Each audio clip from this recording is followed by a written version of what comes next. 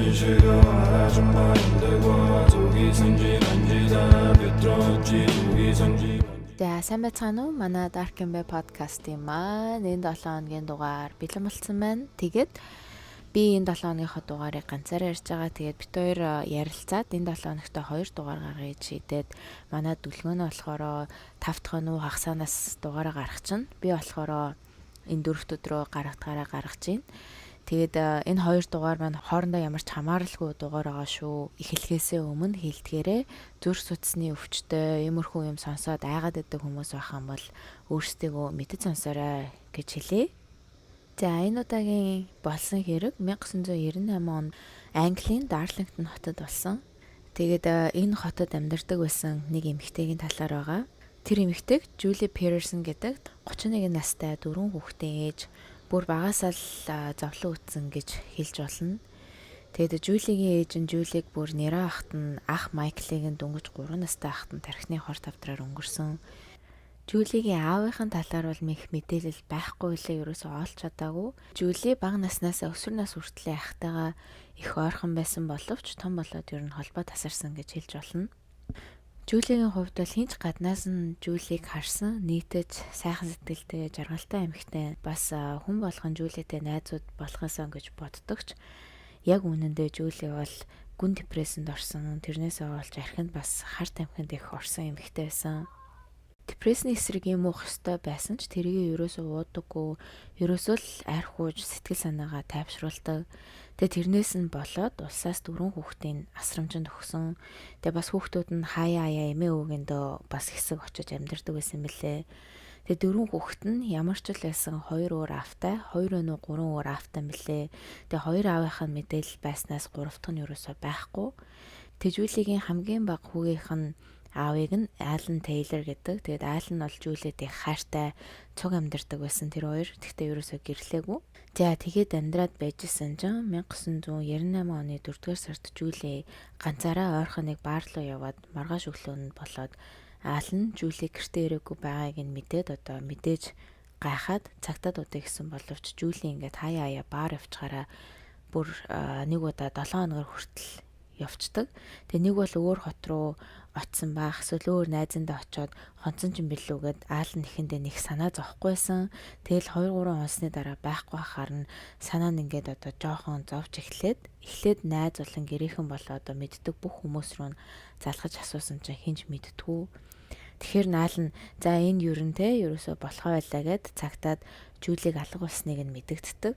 Тэгэд Аалан бас цагтаа нарт хэлэхтэй болохоор Жули нэг уухаараа 2-3 хоног ингээд алга болчдгоо. Тэгээ нэг удаа бүр 7 хоног хүртэл алга болж исэн болохоор би ерөнхийдөө бол нэг тэгэж амар санаа зовхгүй. Тэгтээ ерөн санаа зовж байна. Яагаад гэхээр том охинтойгоо уулзах хэрэгтэй байсан. Тэгээ тэр уулзалтандаа ерөөсөө ирээгүй. Жули одоо ингээд хичнээн уудаг байсан ч маш сайн ээж байх гэж хичээдэг байсан. Тэгээ тийм болохоор би ямар нэг юм болсон байж магадгүй гэж санаа зовоод байна гэж цагтаа нарт хэлдэг.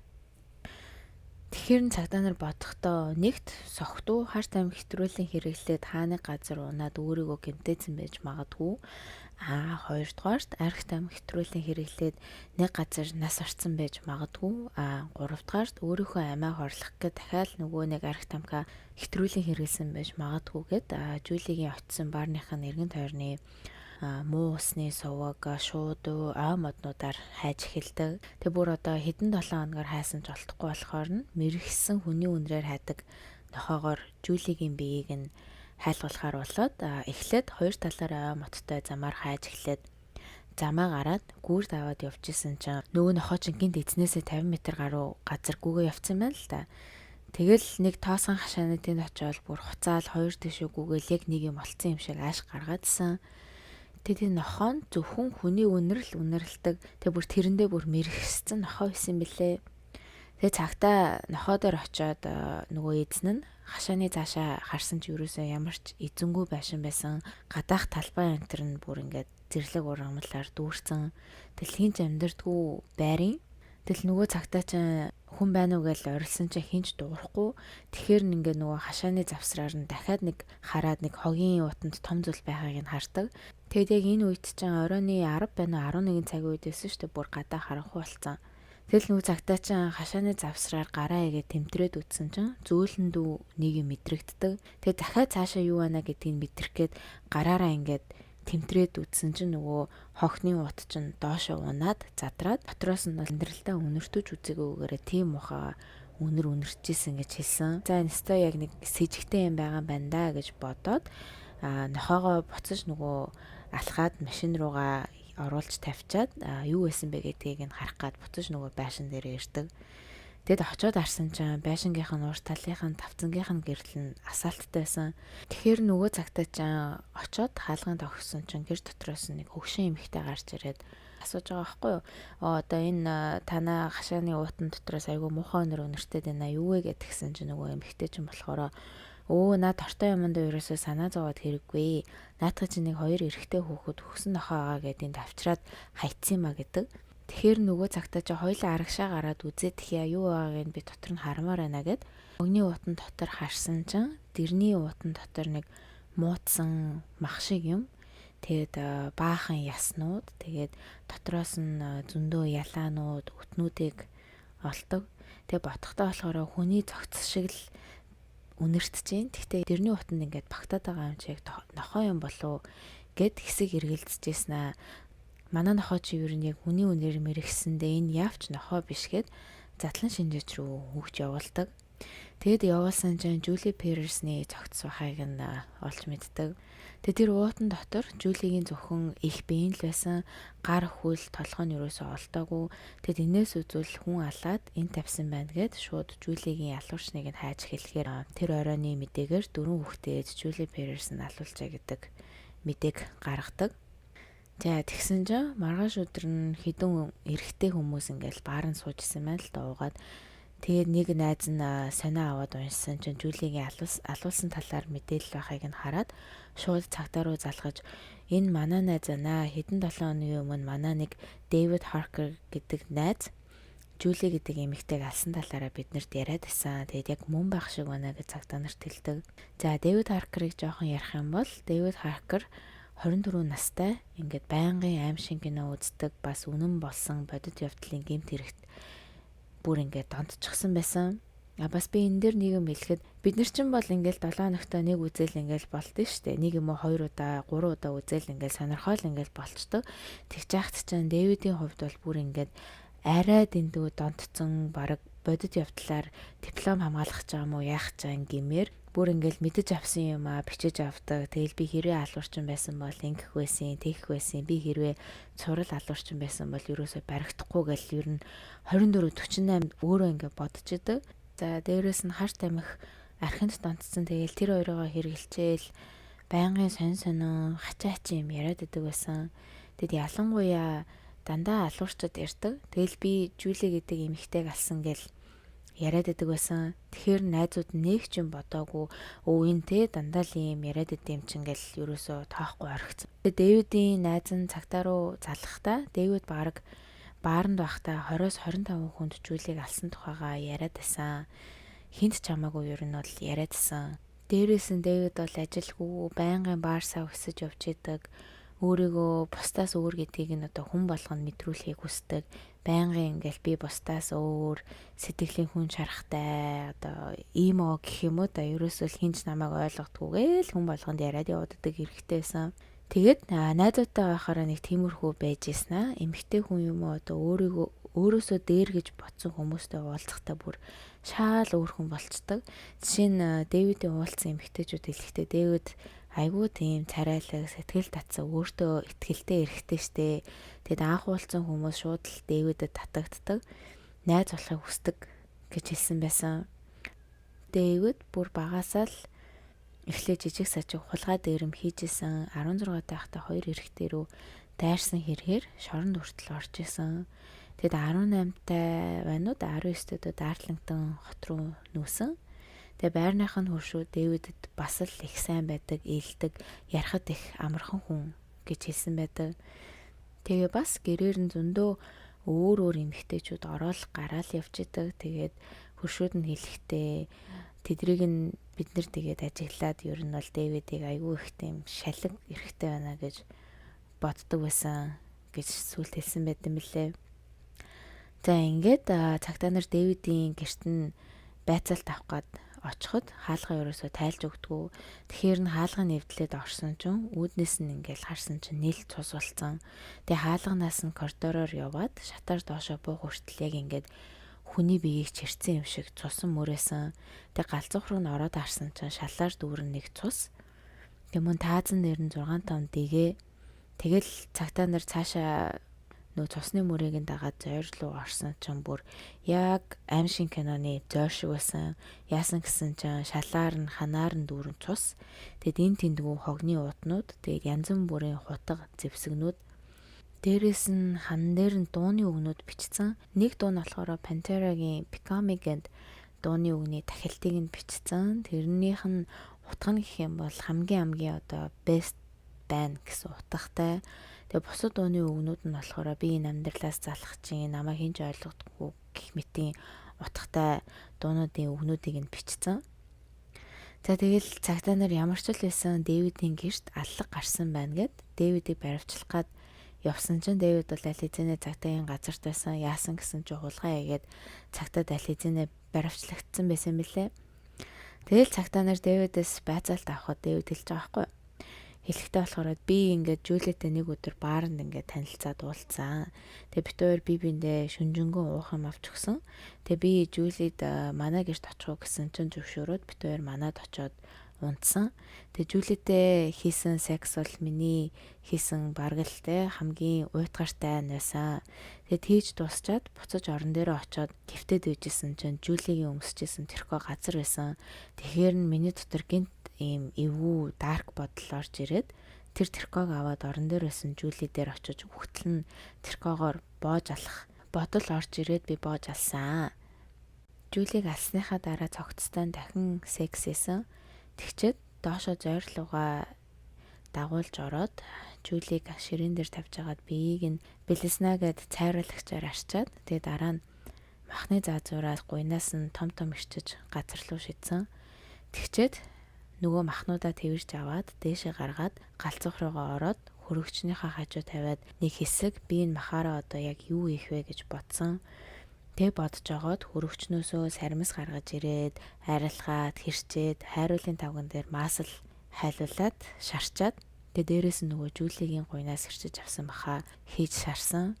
Тэг бас хажууд нь спагетти гомон чанаад томато соус хийгээд тэгээд холиод дээрээс нь махаа игээд ингээ бүгднийг нийлүүлээд идсэн. Тэдэж дуусгачаад гинэт өөрийгөө амар ядарснаа ойлгоод шууд өрөөрөөгөө яваад унтсан гэж хэлдэг. Тэгээ одоо энэ бол надад айгүй амар санагдсан. Тэгэл Жулигийн цогцсон те зойронд байгаль байгаа штэ. Тэгээд бүхэл бүтэн 2-7 хоногийн туршид доошоогоо зүгээр л нэг кев нэг зөө доошоогоо ороод биенээс нь хэсэг мах аваад дээшгээ гараад дуртай үедээ хоол хийгээл идчихсэн. Тэгээ цогцсны 2 гар 2 хөлийг толгойтой нь байхгүй болтол одоо хэрчиж идэхин идсэн, хаяхын хайсан. Дэвид үргэлжлүүлээ цагтаа нарт 2-7 хоног болсны дараа цогцсол бүр амар үнэртэй болж исэн. Тэгэхээр нь их биеийг нь аваад дэрний утанд хийгээд тэгчээд хогийн утанд хийгээд хайсан. Гэснээс ерөөсөө өөр юм бол хэлээгүй. Тэгээ нөгөө анх би хэлсэн штэ нохоотой цагтаа нэг хөгшин эмэгтэй гэрийн гаднаас энэ хогны утыг олсон гэд. Тэгээ цагтаа дэлгэхдээ 2 эрэгтэй хүүхэд ирж хайсан гэсэн. Тэгэхэд тэр эмэгтэй одоо юу ч асуугаагүй мó яагаагүй мэдгүй зүгээр л хаюулцал юм шиг үлээ. Тэгээ Дэвид болохоор яг яаж цогцыг хайсан эсвэл яасан талаараа ерөөсөө тэрнийхэн талаар ямар ч мэдээлэл интернет дээр байхгүй лээ. За Дэвид анх цагтаад баригдсанаас л хойш үннээ хэлжсэн.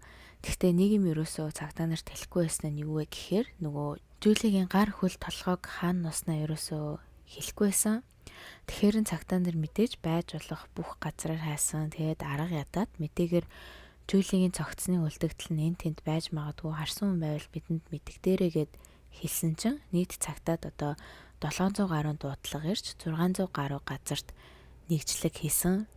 Тэгэд үүнтэй адилхан бас Жулигийн ах Майкл энэ тэндгүү гол ой модонд одоо бүр хэдэн сараар хайсан боловч юусоо олж чадаагүй. За шуух хурал эхлээд Дэвид Харкрыг хүн зорж алсан биш харин хүний амийг сэтгцийн байдлаасаа сэтгцийн өвчтөөсөө болж алъя гэж урдаас төлөвлөж алаагүй гэдгээр эхэлсэн.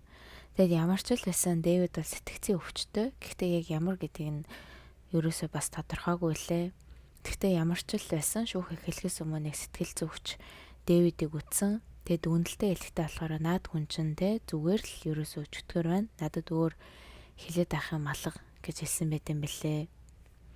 Тэгээд Дэвид өөрийгөө буруутай гэж хүлээн зөвшөөрч шүүхээс Дэвидэд өндөр сахилгатай шоронд насаар нь хорих ялыг доотлол нь 14 жилийн дараа тансангаар гарч болох магадaltaйгаар өгсөн. Тэгээд уг нь ийм сэтгцийн өвчтөй хүмүүс эмнэлэгт очдөг штэ, одоо эмнэлэг шорон. Тэгсэн чинь шүүгч нь болохоор сэтгэл зүйчийн хэлсэн наад чинь яг ерөөсөө чөтгөр байна, хичнээн эмчлээд эдрэхгүй гэж хэлснийг нь бодоод ерөөсөө эмнэлэгт хорих биш, ерөөсөө хүн сахилгатай шоронд хорхоор болоод одоо хоригдож байгаа. Нөгөө Жулигийн сүүлд үерхчихсэн Алан Тайлер гэж залуу Жулид юу болсныг нь сонсоод архинд одоо бүр илүү гүн орсон. Тэгээ Жулигийн талаар өнгөрснөөс нь хойш бүр хэдэн сараар ярьсаж исэн. Тэгэл маш их харамсаж гүн депрессэнд орсон. Тэгээ Жулигийн булшин дээр бол бүтэнсэ өдөр болгоо очдог. Тэгээ бас цагтаа дээр байн очиж Жулигийн үлдсэн цогцыг нь олооч ээ. Дахиад цагтаа гаргаж хайлцаж өгөөч ээ ингээл байнгын гуйжсэн. За тэгээд байжсэн чинь аллах болсноос хэдэн сарын дараа нэг сэтгүүлч нэг байшинд ингээд амар их цагтаа очсон. Цагтаа нар сансрын нисгч шиг хариуцлагын хувц өмссөн. Нэг юм болоод байна гэсэн мэдээг аваад нөгөө сэтгүүлч чинь байшин дээр очисон чинь нэг 40-50 насны эрэгтэй хүн өгсөн байна. Тэгээд нэрийг нь Джон Моррисон гэдэг. Тэгээд өгсөн шалтгаанаа боомлуулсан байна гэдгийг нь олж мэддэг. Тэгсэн чинь алуурч нар Джон Моррисны өөрийнх нь сайн найз нөгөө Жулигийн экс хамгийн сүүлийн хүүхдийнх нь аав болох Алан Тейлор байсан болж таарад цагтаа нар асууж байгаа байхгүй юу?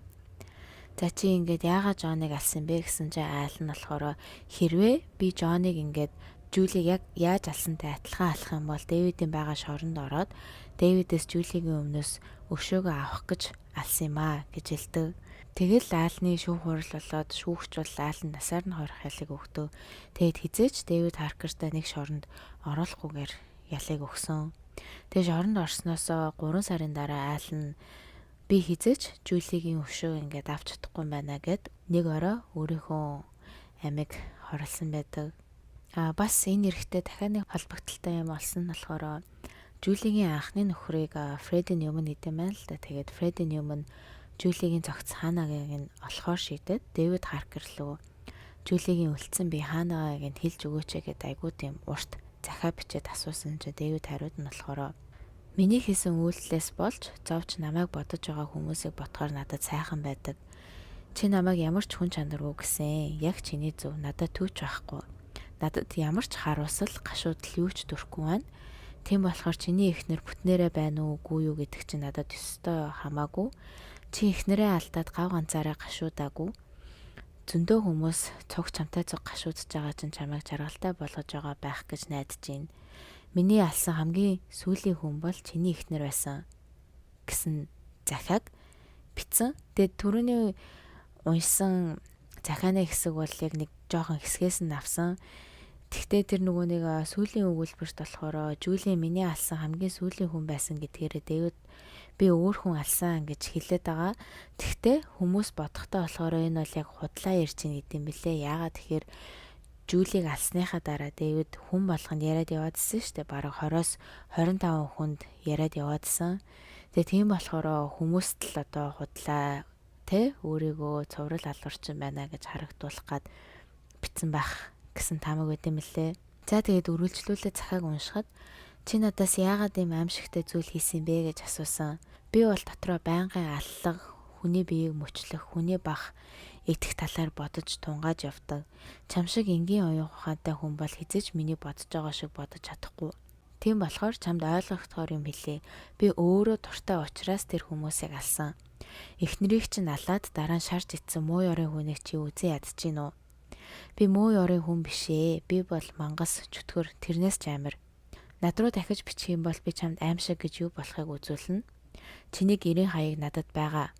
Баяртай мистер Ньюман гэж захиагаа дуусгаад дотор нь жижигэн хамгийн сүүлд нэг онцгой шиг нийгэм битсэн. Тэрийг нь уншихад надад мөнгө байхгүй ч банк бий. Заримдаа би бүдэрдэгч цаашаа явсаар л байдаг.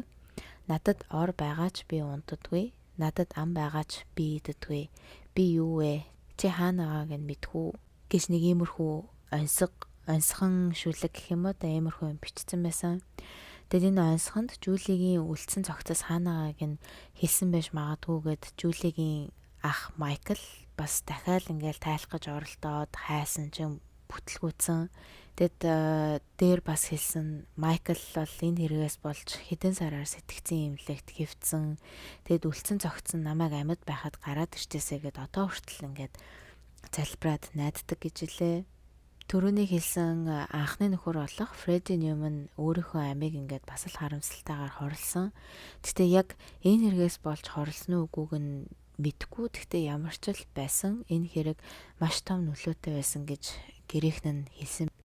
Бас Жулигийн гэрийнхэн нь яаж мэдсэн бэ гэхээр гэрийнхэн Жулигийн эмээ нь болохоор 70 настай мэлээ. Тэгээд эмээд нь гэрийнхэн нь хэлэхдээ Жулиг хүнд алуулсан гэснээс өөр юм бол хэлээгүй тэтэлийнхэн талаар.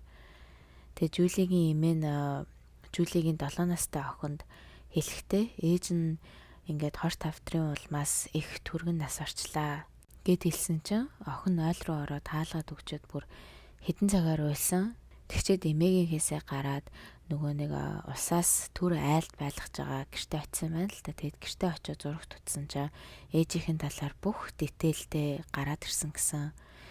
Тэгэл одоо хөөхий 7 настай хүүхэд ээжигээ тэгж гарна гэхээр бүр үнэхээр амар. За тэгээд миний энэ хэргийн талаар цуглуулж чадсан мэдээлэл нэг иймэрхүү байна. Дэвид Харкер яг өөрийн биеэр нэг л хүн алсан ч энэ хэрэгээс болоод Алан Тейлор, Фредди Ньюман, Джон Моррисон, Жули Паттерсон гэд ерөнхийдөө 4 хүн амиа алдсан. Манай өнөөдрийн хэрэг бол нэг иймэрхүү аимшигтай муухай хэрэг байлаа. Тэгээд энэ хүртэл сонссон та бүхэндээ баярлалаа.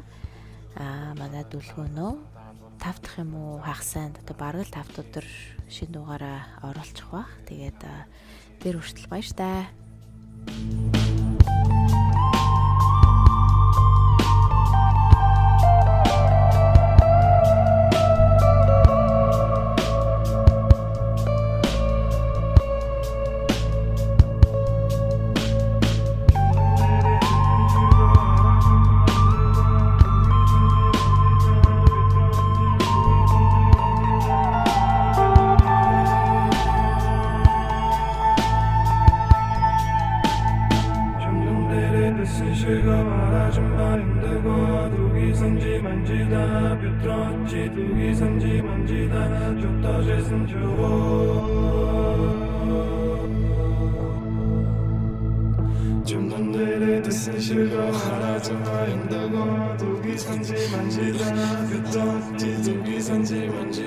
좀 더 재생 줘